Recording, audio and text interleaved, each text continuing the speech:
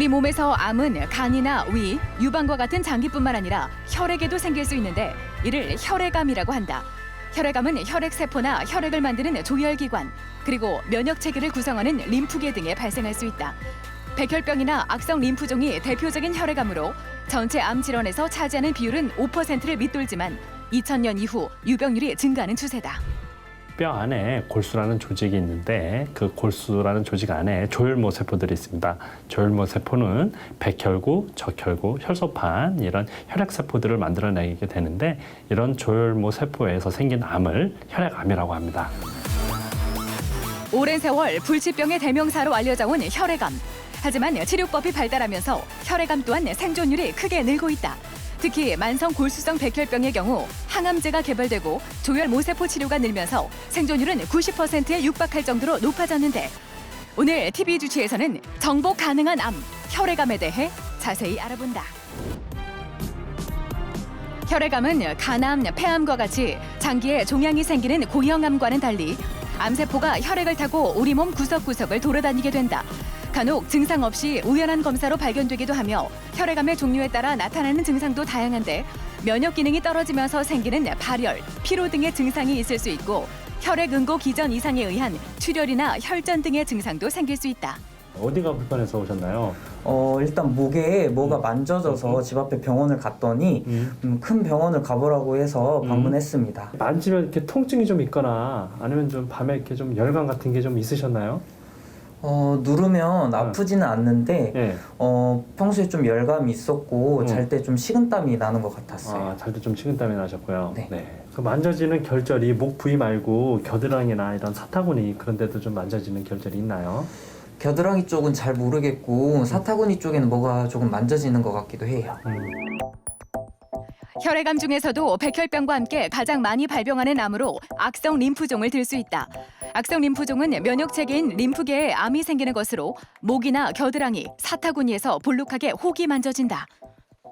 이분은 로컬에서 목 주변에 림프절들이 만져진다 해서 우리 병원에 오시게 되었습니다. 우리 병원에서 펫CT 맛 그 조직 검사상 림프종으로 확진이 되었고요. 다행히도 이 암은 항암제 반응을 비교적 잘해서 완치까지 우리가 기대해 볼 수가 있겠습니다. 혈액암이 의심되면 기본적으로 혈액 검사를 하게 되는데 말초정맥에서 혈액을 채취해 백혈구, 혈색소, 혈소판 등의 혈액 세포수를 측정하며 혈액의 이상 유무를 확인한다. 이를 통해 혈액암이 의심되면 정확한 진단을 위해 골수 천자 및 골수 조직 검사를 실시한다. 또한 림프종 진단을 위해서는 림프절 생검, 세포 면역학적 검사, 컴퓨터 단층 촬영 등을 시행할 수 있다.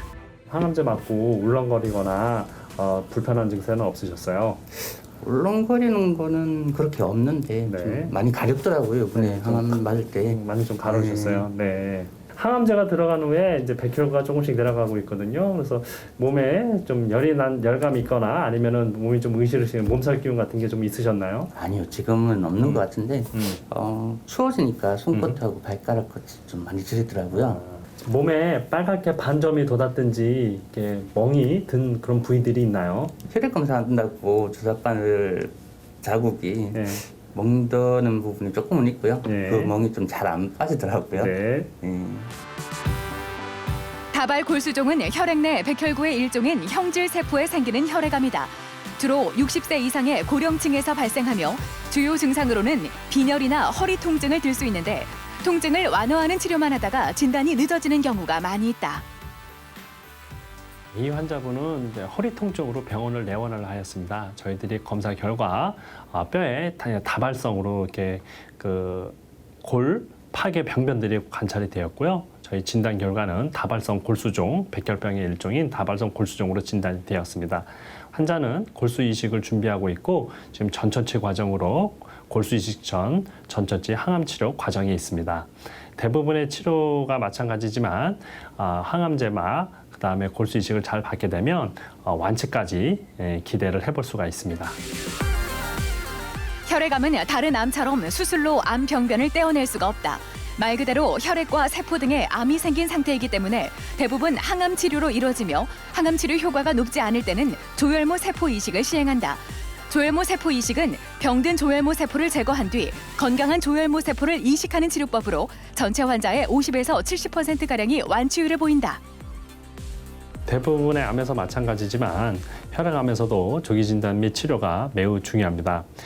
초기에 발견됐을 경우에는 간단한 항암제 및 아니면 표적 치료만으로도 충분히 치료가 가능하게 되지만 반면에 진단이 늦어져서 암이 많이 진행한 경우에는 골수 이식까지 고려해 봐야 되는 상황이 올 수 있고요.